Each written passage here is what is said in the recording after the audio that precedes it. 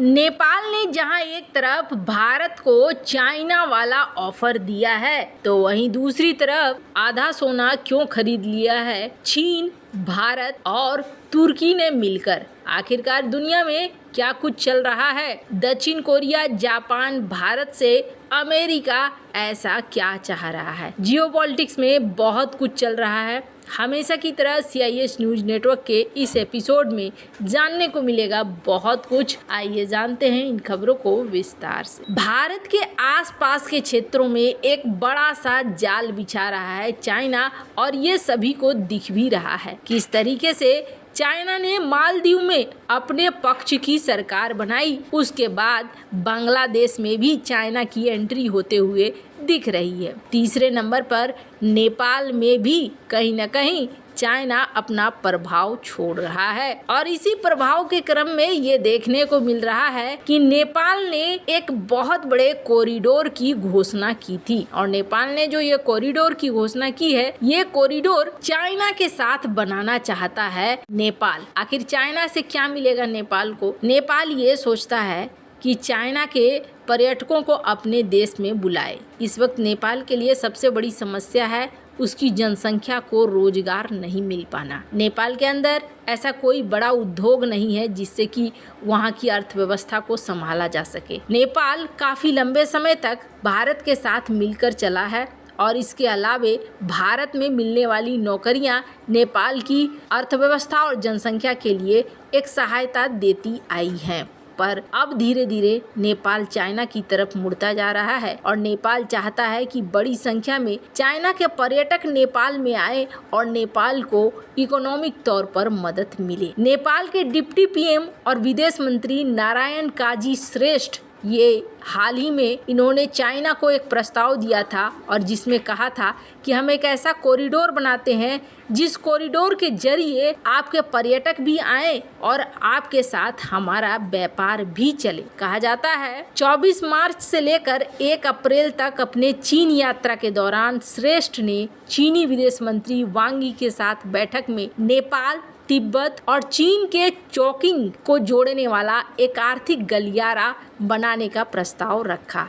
श्रेष्ठ ने नेपाल आने के बाद कहा कि हमें चाइना की तरफ से कई और जगहों को भी जोड़ने की बात आ रही है, जैसे सांक्षी प्रांत जो जियान में है, गुआंगडोंग प्रांत की राजधानी गुआंगझो, इनको भी जोड़ने के लिए चाइना कह रहा है, क्योंकि यहाँ अधिकांश नेपाली व्यापारी रहते हैं और चीन के सामान को निर्यात करते हैं। ये गलियारा कितना फायदेमंद होगा ये तो आने वाले समय में पता चलेगा। पर आपको बता दूं, शायद नेपाल इस बात को भूल रहा है। जब महामारी काल हुआ था, नेपाल के हजारों ट्रकों को कथित तौर पर रोक दिया था चाइना ने, एंट्री नहीं करने दिया था।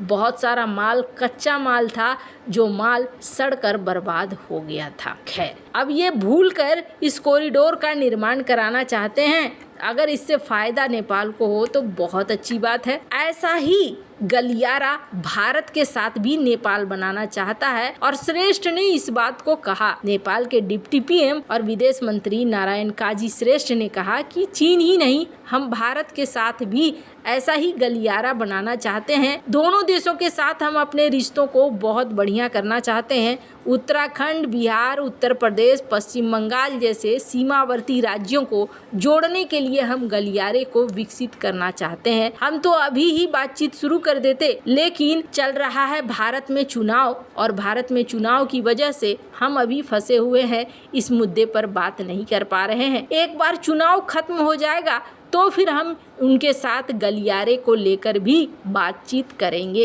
इन्होंने यहाँ इस बात को कहा। वैसे आपको बता दें, नेपाल में अभी एक दूसरा मुद्दा बहुत गरमाया हुआ है, और मुद्दा क्या है? मुद्दा ये है कि नेपाल एक और ऐसा कदम बढ़ा रहा है जो भारत के खिलाफ है। पड़ोसी देश जल्द ही 100 रुपए का ऐसा नोट जारी करने जा रहा है। भारतीय इलाकों की तस्वीर होगी। कहा जा रहा है कि इन नोटों पर लिपू लेख, लिपियान धुरा, काला पानी जैसे भारतीय इलाकों को दिखाया जाएगा। कहा जा रहा है कि 100 रुपए के बैंक नोटों पर नेपाल का एक नया राजनीतिक मानचित्र शामिल करने का निर्णय लिया गया है। वैसे भारत पहले ही इन क्षेत्रों को कृत्रिम रूप से विस्तारित करार दे चुका है। नेपाल सरकार के संचार, सूचना और टेक्नोलॉजी मंत्री के अनुसार सरकार ने नेपाली रुपए के 100 नोटों पर नेपाल का नया नक्शा शामिल करने का निर्णय लिया है और ये कदम बताता है कि कहीं न कहीं चाइना के द्वारा यहाँ उकसावे की कार्रवाई हो रही है। अब नेपाल एक चीज और भी चाहता है, वो चाहता है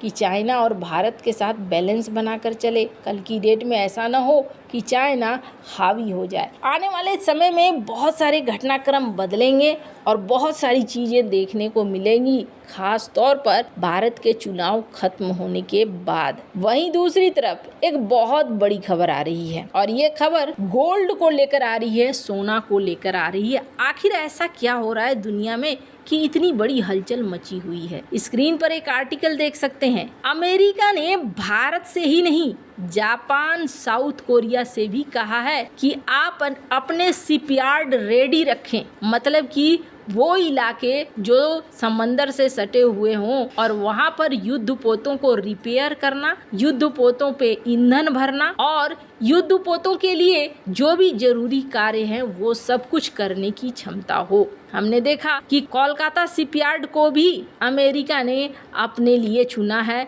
इसके अलावा जापान और दक्षिण कोरिया से भी कह रहा है। मतलब साफ है, दक्षिण चीन सागर में या हिंद महासागर में अगर भिड़ंत होती है चाइना के साथ अमेरिका को, तो अमेरिका अपने युद्धपोतों के रिपेयरिंग के लिए और मदद के लिए शिपयार्ड को तैयार रखना चाह रहा है। सिर्फ इतना ही नहीं, रूस यूक्रेन का युद्ध भी अभी खत्म नहीं हुआ है और दूसरी तरफ देखा जा रहा है कि कतर में मिसाइलों की तैनाती कर रहा है अमेरिका। मतलब साफ है, दुनिया स्थिर नहीं है। यहाँ कहा जा रहा है कि चाइना ताइवान को लेकर तैयारी कर रहा है, फिलीपींस को लेकर लगातार उकसावे भरे काम भी कर रहा है। अगर अचानक से युद्ध शुरू होता है तो फिर दुनिया के लिए एक बहुत बड़ी समस्या खड़ी हो जाएगी। जो देश इस युद्ध में शामिल होते हैं उनके लिए भी और जो शामिल नहीं होते हैं उनके लिए भी है। रूस और यूक्रेन युद्ध ने दुनिया को 2-4 चीजें सिखा दिया है। भारत भी इस युद्ध को बहुत ध्यान से देख रहा है और उन 2-4 चीजों में सबसे बड़ी चीज ये देखने को मिली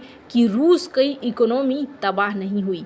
कारण था, इस युद्ध से पहले रूस ने बहुत सारा सोना खरीदा था। न सिर्फ सोना खरीदा था बल्कि अफ्रीका के वैगनर ग्रुप रूस के लिए बहुत बड़े मददगार होते हैं। यहाँ के सोना के खदानों पर कब्जा है वैगनर ग्रुप का और एक कॉरिडोर की तरह बना दिया है वैगनर ग्रुप ने अफ्रीका से सोना रूस तक पहुँचने के लिए साधनों का। सोना अर्थव्यवस्था को बचाकर रखने के लिए आज की डेट में बहुत महत्वपूर्ण हो गया है और यही चीज देखने को मिल रहा है। फरवरी महीने में सबसे ज्यादा सोना बिका है, ये खुद वर्ल्ड गोल्ड काउंसिल ने कहा है। तो वहीं दूसरी तरफ सोना खरीदने में कौन कौन है? सोना खरीदने में भारत ने मार्च महीने में 5 टन सोना खरीदा, चीन ने भी 5 टन सोना खरीदा, लेकिन सुनकर आश्चर्य होगा, तुर्की ने 16 टन सोना खरीदा। ये तीनों देश लगातार सोना जमा कर रहे हैं। वैसे आपको क्या लगता है इन सब मामले में? आपकी क्या राय है? कमेंट कर जरूर बताएं। जल्द मिलते हैं अगले वीडियो में नई खबर के साथ।